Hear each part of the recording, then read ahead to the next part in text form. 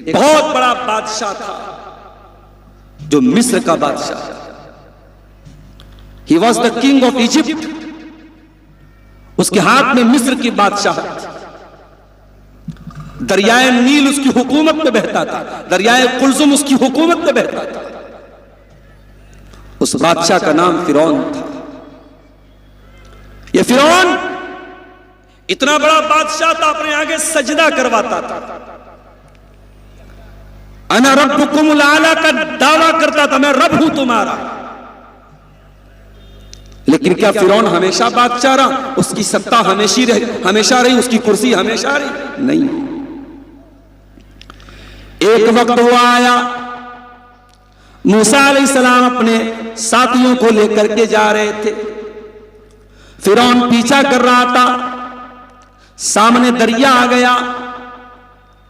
मूसा अलैहिस्सलाम के साथी घबरा गए, कहने लगे, अरे मूसा अब तो हम पकड़ लिए जाएंगे, गिरफ्तार हो जाएंगे। मूसा अलैहिस्सलाम कहते, कल्ला इन्न मई रब्बी सयहदीन। मेरा रब जरूर मेरी मदद करेगा, मेरा रब जरूर मुझे कोई रास्ता दिखाएगा। फ़अौहैना इला मूसा अन इज़रिब बिअसाकल बहरा। हमने कहा है मूसा अपनी लाठी को पानी के ऊपर मार दो। मूसा अलैहिस्सलाम ने अपनी लाठी को पानी पे मारा। फ़कान कुल्लु फ़िरक़िन कत्तौदिल अज़ीम।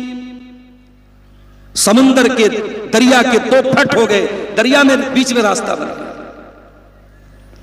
आज आपके मनिहारी से साहिबगंज जाने के लिए इतना बड़ा ब्रिज बन रहा है, कई साल से काम हो रहा है। पानी के अंदर पिलर खड़े करने पड़ते हैं, पानी के अंदर आसान काम तो नहीं है ब्रिज बनाना। बड़ा करोड़ों का सरमाया लगता है, तब जाकर के एक ब्रिज तैयार होता है। अल्लाह ताला अला कुल्ले शैइन कदीर है। दरिया को पार करने के लिए अल्लाह ने ब्रिज नहीं बनाया, अल्लाह ने दरिया को बीच में रोक दिया और बीच में रोड बन गई, बीच में रास्ता बन गया।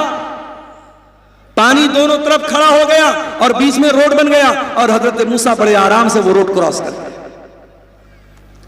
जैसे मूसा अलैहिस्सलाम रोड क्रॉस कर जाते हैं, उनके साथी क्रॉस कर जाते हैं।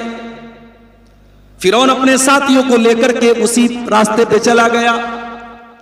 अल्लाह ताला ने पानी के दोनों फटों को मिला दिया, दोनों तरफ के पानी के थप्पड़ों को अल्लाह ताला ने मिला दिया और फिरौन अपने लश्कर के साथ डूब गया।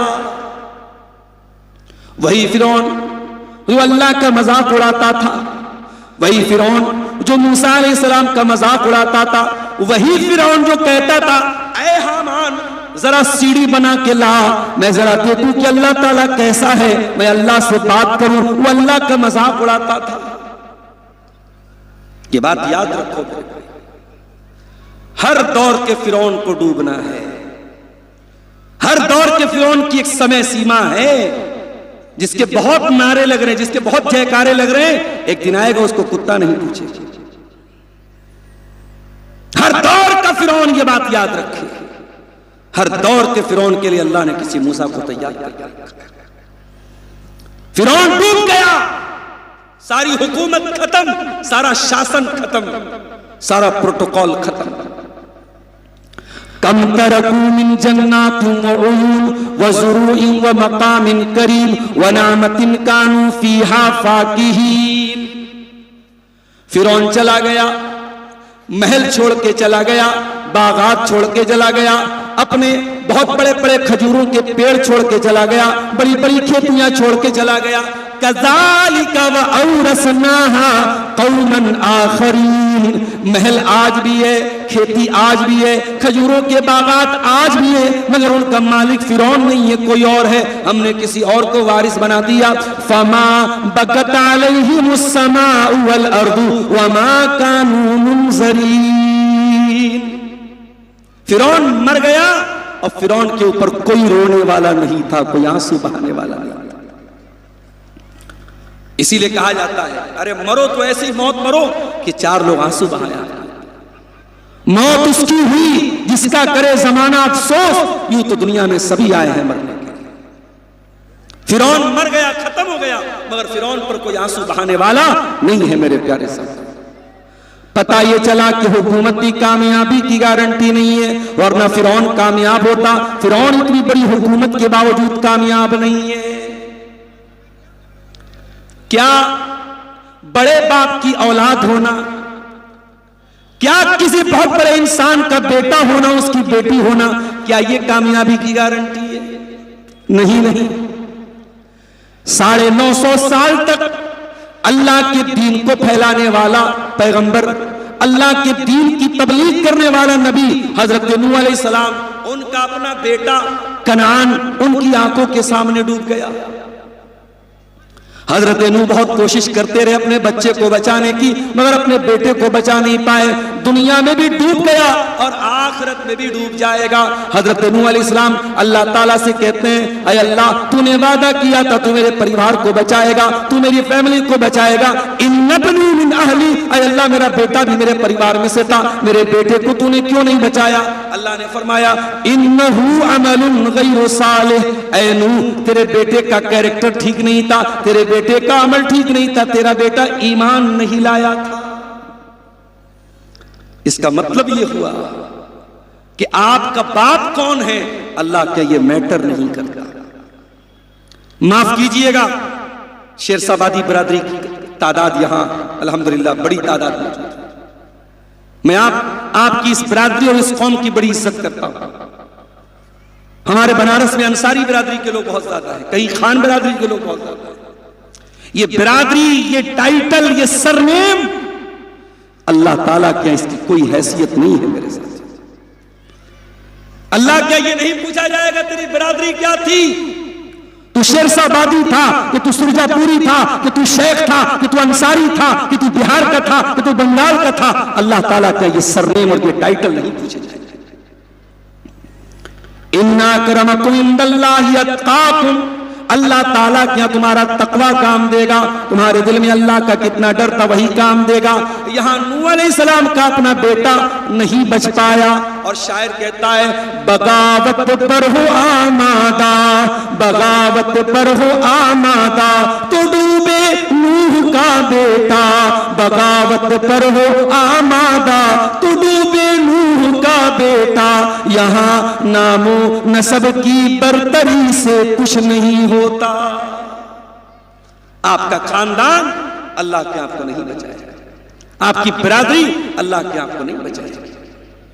तो पता यह चला, न दौलत कामयाबी है, न शोहरत कामयाबी है, न हुकूमत कामयाबी है, न बड़ा खानदान कामयाबी है। ऐ अल्लाह, फिर कामयाबी है क्या? कामयाबी किस चीज का नाम है? आओ अल्लाह से सवाल करते हैं। सूरह आल इमरान की आयत नंबर 185 में अल्लाह फरमाता है, कुल्लु नफ्सिन ज़ाइक़तुल मौत, हर नफ्स को मरना है, हर जानदार को मरना है। बाप को भी मरना है, बेटे को भी मरना है। बाप नहीं जानता कि पहले वो मरेगा और बेटे उसके मरने का शोक मनाएंगे, गम मनाएंगे, या पहले बेटा मर जाएगा और बेटे के जाने का वो दुख उठाएगा। हम तो ये भी नहीं जानते। अरे ये तो बड़ी दूर की बात है, कब मरेगा? कुरान क्या कहता है, वमा तदरी नफ्सुन बिअय्यि अर्दिन तमूत, तुम कब मरोगे ये तो छोड़ दो, तुम कहां मरोगे, कौन सी जगह मरोगे? इसी कटिहार के घसिया घाट के मौलाना अब्दुल बासित रमजान में चंदा करने केरल गए, साउथ इंडिया गए और ट्रेन पर चढ़ते हुए गिर गए और रेलवे की पटरी पर गिरे, हार्ट अटैक आया, इंतकाल हो गया। आप बिहार के कटिहार के इलाके के हैं, मगर मौत साउथ इंडिया में हो रही है। हैदराबाद से हज उमरा करने लोग गए, पूरी 17 लोगों का परिवार गया, एयरपोर्ट पर फोटो भी खिंचवाया, वहां मक्के में पहुंचे, तवाफ भी किया, सारा अरकान अदा किया। मक्का से मदीना जा रहे थे, लग्जरी बस थी, आरामदेह बस थी, आराम से एसी चल रहा है, आराम से सो रहे हैं। सामने से डीजल का टैंकर आता है और बस डीजल के टैंकर में टकरा जाती है और बस के सारे मुसाफिर जलकर खाक हो जाते हैं, ऑन द स्पॉट मर जाते हैं। 17 लोगों का परिवार भी उसमें मारा जाता है। बाप भी मर गया, बेटा भी मर गया, दादा भी मर गया, पोता भी मर गया, छोटे छोटे बच्चे भी इंतकाल कर गए। अल्लाह कहता है वमा तदरी नफ्सुन बिअय्यि अर्दिन तमूत, तुम नहीं जानते तुम कहां मरोगे। जिसकी जहां मौत लिखी रहती है मौत उसको लेके वहां जाती है। हमारे एक दोस्त थे मुंबई में, उत्तर प्रदेश के रहने वाले थे, मौलाना अब्दुल रहमान सलफी। 2-3 साल पहले का वाकया है। मुंबई में एक मस्जिद में इमामत कराते थे। पूना में उनका प्रोग्राम था। उनके साथ साथ शेख शमीम फौजी का भी प्रोग्राम था।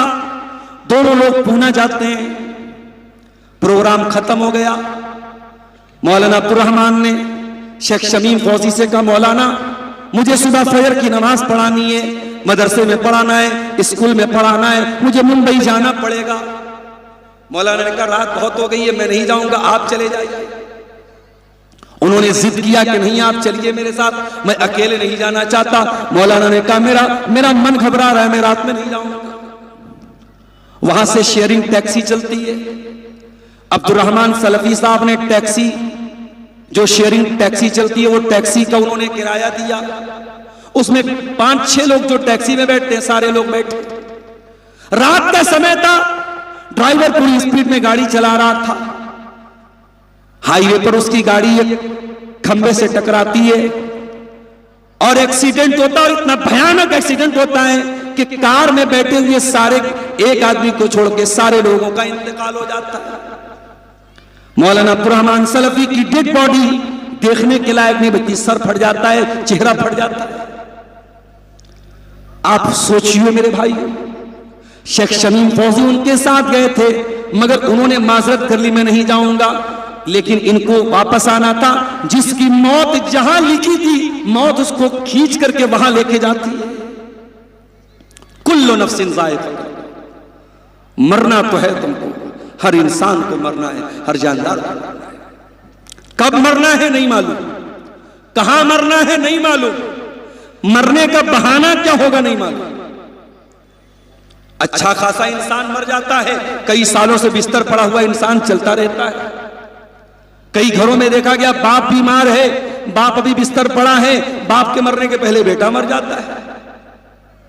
इसी कटिहार में एक जगह, एक गांव में लोगों ने बताया, छोटा बच्चा था, हाईवे पर खेल रहा था, गाड़ी आई उसको एक्सीडेंट कर गई, बच्चा उनका स्पॉट मर गया। तो मौत को इससे कोई मतलब नहीं है। आपके माँ बाप आपके जाने के बाद कितना रोएंगे, आपकी बीवी का क्या होगा, आपके बच्चों का क्या होगा, आपके बिजनेस का क्या होगा, आपकी नौकरी किसको मिलेगी, आपकी कमी किसको खलेगी। मौत को इससे कोई मतलब नहीं। कुल्लु नफ्सिन ज़ाइक़तुल मौत, हर नफ्स को मौत का मजा चखना है। लेकिन ऐ मेरे बंदो, कहीं तुम्हारे दिमाग में ये गलत फहमी न जन्म ले ले कि मरने के बाद तो काम खत्म हो जाएगा। वमा तदरी, फरमाया कुल्लु नफ्सिन ज़ाइक़तुल मौत व इन्नमा तुवफ़्फ़ौना उजूरकुम यौमल क़ियामा। तुम जो भी अमल करके जाओगे, अच्छा अमल करोगे या बुरा अमल करोगे, उसका पूरा पूरा बदला तुमको क़यामत के दिन चुकाना पड़ेगा। नेक अमल करोगे फमन यामल मिस्काला ज़र्रतिन खैरन यरा, क़यामत के दिन उसको भी अपने सामने देख लोगे। वमन यामल मिस्काला ज़र्रतिन शर्रन यरा, जर्रा बराबर तुमने पाप किया होगा, गुनाह किया होगा, चाहे बंद कमरे में किया हो, चाहे माँ बाप के सामने किया हो, चाहे माँ बाप की गैर मौजूदगी में किया हो, चाहे अपने उस्ताद के सामने किया हो, चाहे अपने उस्ताद की गैर मौजूदगी में किया हो, चाहे लाइट ऑन करके किया हो, चाहे लाइट ऑफ करके किया हो, जो भी तुमने गुनाह किया है तुम्हारे सामने आएगा और क़यामत के दिन तुमको पूरा पूरा बदला दिया जाएगा। फमन ज़ुज़िया अनिन नार, अब जरा गौर से सुनना दिलारपुर वालों, कामयाबी क्या है अल्लाह बयान कर रहा है। फमन ज़ुज़िया अनिन नारी व उदखिलल जन्नत फ़क़द फ़ाज़, जो जहन्नम की आग से बच जाएगा। हाय हाय, जो जहन्नम की आग से बच जाएगा और जो जन्नत में चला जाएगा वही कामयाब होने वाला है। फमन ज़ोज़िया अनिन्नार, जिसको जहन्नम की आग से बचा लिया जाएगा, वह उदखिलल जन्नता, और जिसको जन्नत में दाखिल कर दिया जाएगा, फ़क़द फ़ाज़, वही कामयाब होने वाला है। अल्लाह की कसम मेरे भाइयों, ये जलसे जो हो रहे हैं और इन जलसों में पढ़ने वाले छोटे छोटे बच्चों की तालीम के लिए जो आपसे पैसे लिए जा रहे हैं, ये इसी कामयाबी के लिए आपको तैयार किया जा रहा है, कोई और मकसद नहीं है। आप जहन्नम की आग से बच जाएं और जन्नत में दाखिल हो जाएं, यही मकसद है इन मदरसों का, यही मकसद है इन जलसों का, यही मकसद है इन तकरीरों का। फमन ज़ोज़िया अनिन नारी, आप गरीब हैं, आपके पास ढंग का कपड़ा नहीं, ढंग का मकान नहीं, लेकिन अल्लाह ताला कल क़यामत के दिन अगर आपको जहन्नम की आग से बचा ले और जन्नत में दाखिल कर दे, फ़क़द फ़ाज़ा, तो आप कामयाब हैं।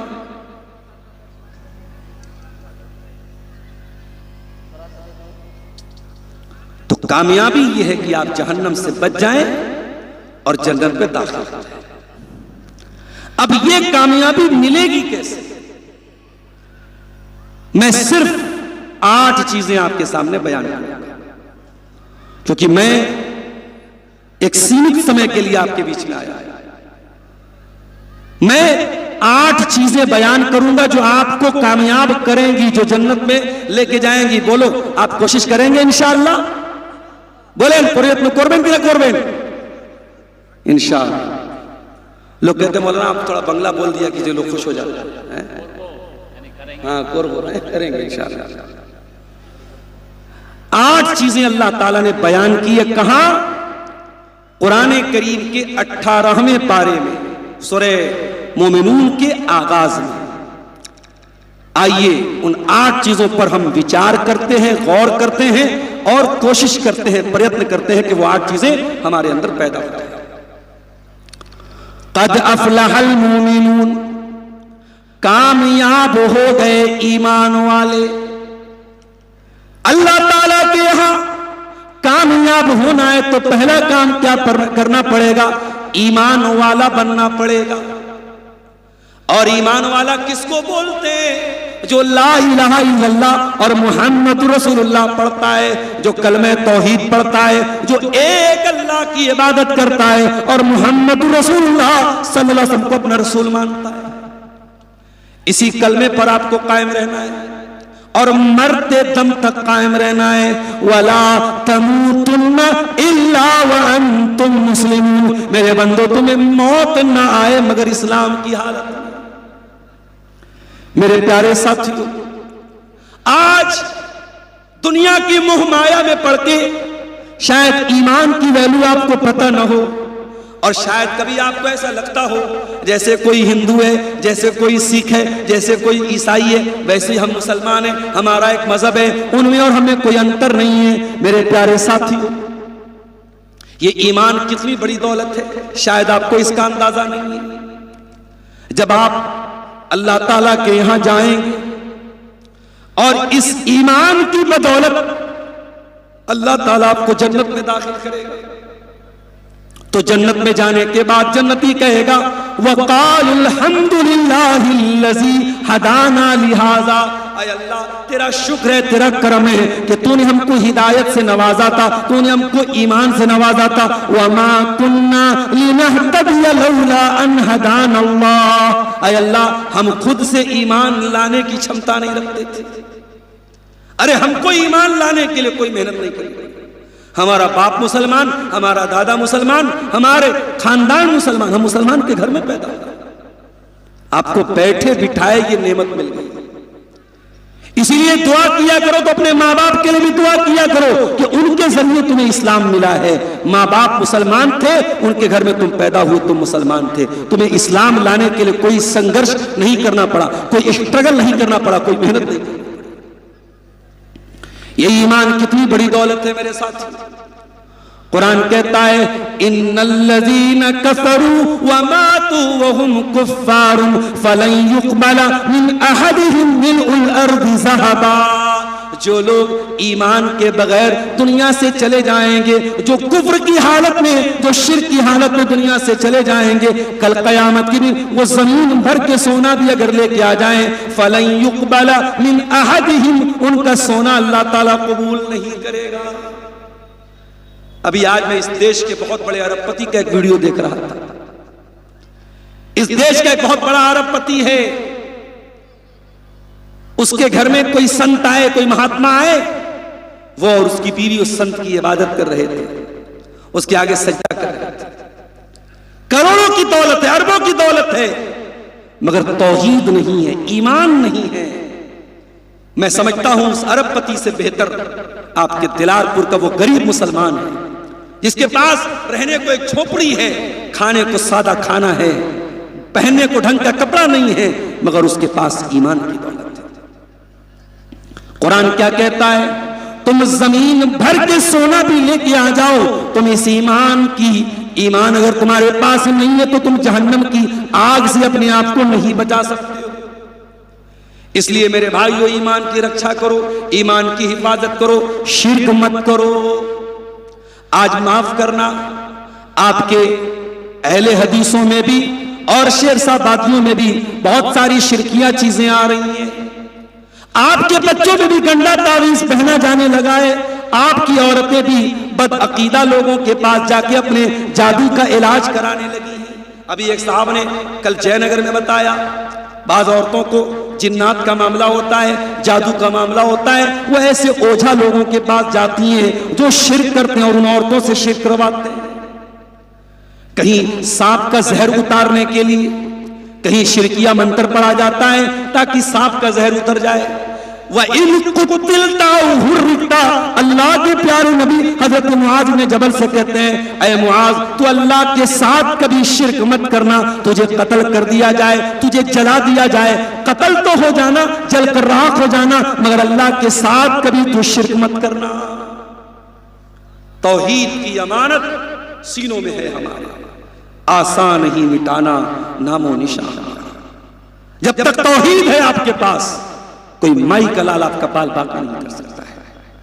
इसलिए मरते दम तक अपने ईमान की हिफाजत करो। मेरे साथ अपनी बहनों से कहना चाहूंगा, बड़ा अफसोस होता है, कटिहार के एक भाई बताने लगे, एक मुसलमान लड़की कॉलेज में पढ़ती थी, उसके कई बॉयफ्रेंड थे, उसने मुसलमान लड़कों से भी दोस्ती की थी और गैर मुस्लिम लड़कों से भी दोस्ती की थी।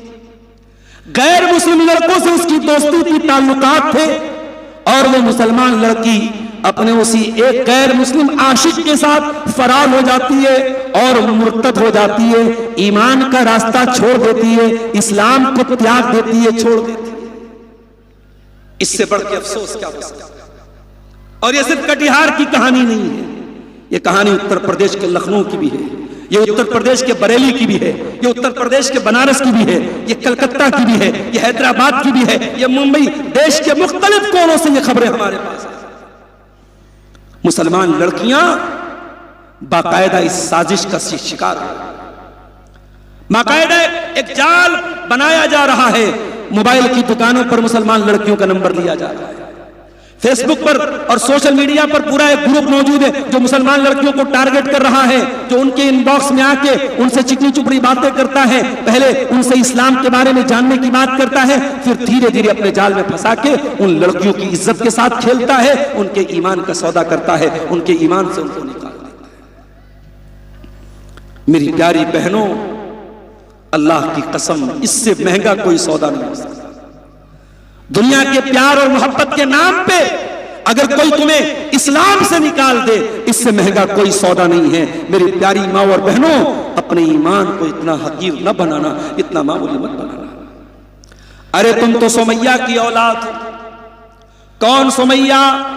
जिसके जवान बेटे के सामने अबू जहल ने धमकी दी थी, ऐ सुमैया, अगर तूने इस्लाम नहीं छोड़ा, अगर तूने मोहम्मद का दीन नहीं छोड़ा, ऐ सुमैया, तेरे जवान बेटे अम्मार के सामने तुझको नंगा कर देंगे। हाय हाय, एक माँ के लिए इससे बढ़ के तकलीफ क्या होगी, इससे बढ़ के अफसोस क्या होगा कि माँ को उसके जवान बेटे के सामने नंगा कर दिया जाए।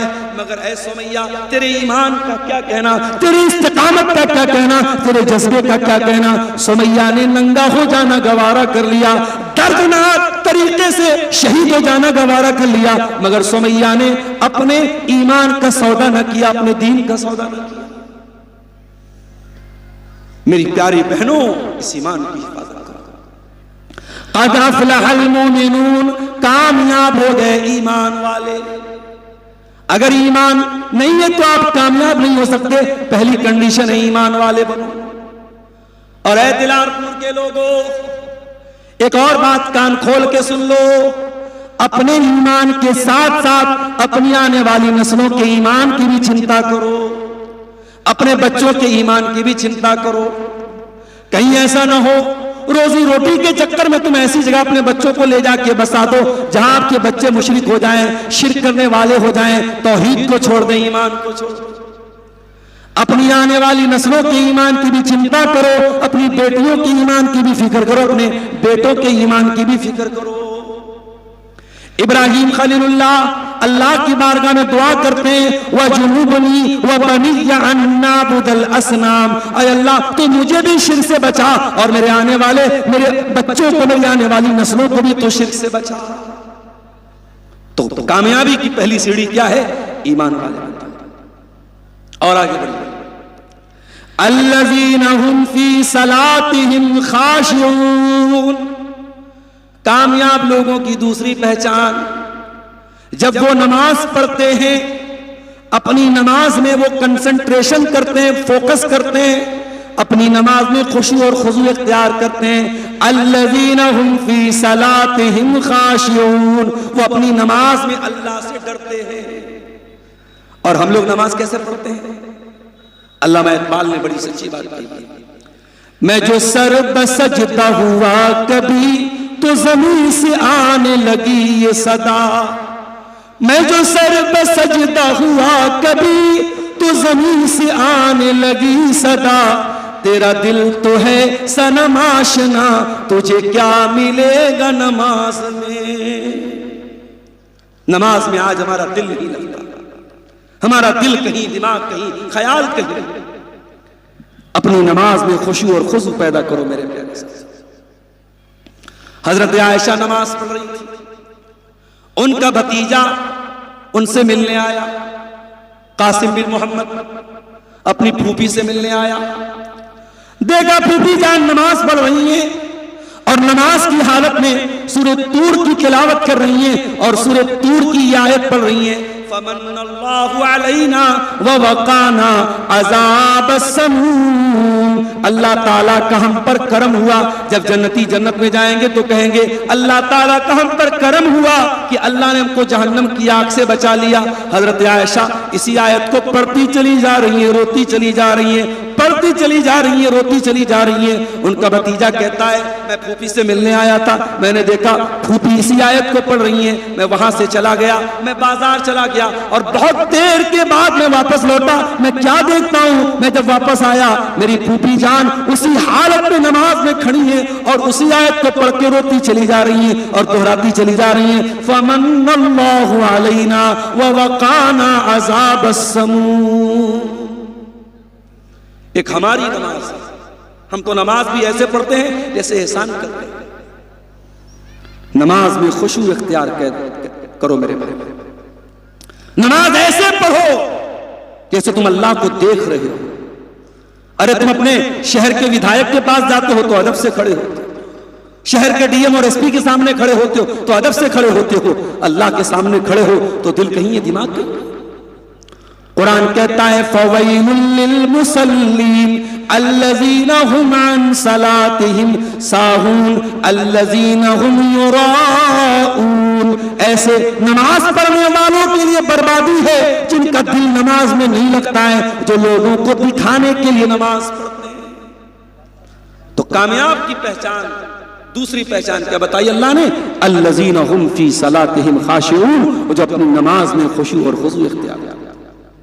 और यहीं से एक सबक मिला, अगर आपकी नमाज आपको बेहयाई से नहीं रोक रही, अगर आप नमाज पढ़ रहे और फिर भी मोबाइल पर गंदा वीडियो देख रहे, अगर आप नमाज पढ़ रहे हैं और फिर भी लड़कियों से आपके नाजायज ताल्लुकात जन्म ले रहे हैं, आप नमाज पढ़ रहे हैं और फिर भी बेहयाई के काम कर रहे हैं, इसका मतलब ये हुआ कि आपकी नमाज वर्क नहीं कर रही है, काम नहीं करे। क्यों? क्योंकि नमाज अगर सही होती तो नमाज आपको बेहयाई से रोकती। इन्नस्सलात तन्हा अनिल फहशाई वल मुनकर, नमाज बेहयाई से रोकती है। अगर आपकी नमाज बेहयाई से नहीं रोक रही है, इसका मतलब कि आपकी नमाज सही नहीं है, खुशी और खुजू वाली नमाज नहीं है मेरे साथ। तीसरी चीज, वल्लज़ीना हुम अनिल लग़्वी मुरिदून, और कामयाब लोगों की तीसरी पहचान यह है वो लघु चीजों से बचते हैं। लघु किसको बोलते हैं? लघु का मतलब होता है माला फाइदत फीहि मिनल अक़वाली वल अफ़आल, हर वो चीज जो बेफायदा हो। मेरे नौजवानों, फेसबुक पर अब्दुल गफ्फार साहब की तकरीर आप सुनते हैं, मैं मानता हूं। कुरान और हदीस की बातें आप सुनते हैं, मैं मानता हूं। यूट्यूब पर आप अदनान प्रतापगढ़ी की नाती और नज़में सुनते हैं, मैं मानता हूं। आप अपने सोशल मीडिया अकाउंट के जरिए अच्छी बातें देख रहे हैं, सुन रहे हैं, मैं मानता हूं। लेकिन जरा गौर करना, अगर आप अपने मोबाइल के इस्तेमाल को अगर 100% में आप देखो कि आप अच्छा इस्तेमाल कितने % कर रहे हैं और खराब इस्तेमाल कितने % कर रहे हैं। आप कुरान और हदीस की बातों को सुनने में कितना समय लगा रहे हैं और गंदे वीडियोस देखने में कितना समय लगा रहे हैं, लड़कियों से चैटिंग में कितना समय लगा रहे हैं, फालतू चीजों को देखने में कितना समय लगा रहे हैं। आप % निकाल लो मेरे भाई। अब तो बड़ा तरक्की का दौर है, अब तो मोबाइल बता देगा आपने फेसबुक को कितना टाइम दिया, आपने व्हाट्सएप को कितना टाइम दिया, पूरा मोबाइल आपका डाटा आपको बता देगा। मेरे प्यारे साथियों, ये टाइम अल्लाह ताला की बहुत बड़ी नेमत है। इस टाइम को फेसबुक पर पास न करो, इसको सोशल मीडिया पर पास न करो। कुरान इसी टाइम की कसम खाता है, वल अस्र इन्नल इंसान लफी खुस्र, जमाने की कसम है, टाइम की कसम है, समय की कसम है। इंसान बहुत बड़े घाटे में है। जो समय का इस्तेमाल सही न करे, जो वक्त को बर्बाद करे, उससे ज्यादा खसारा उठाने वाला कोई नहीं है।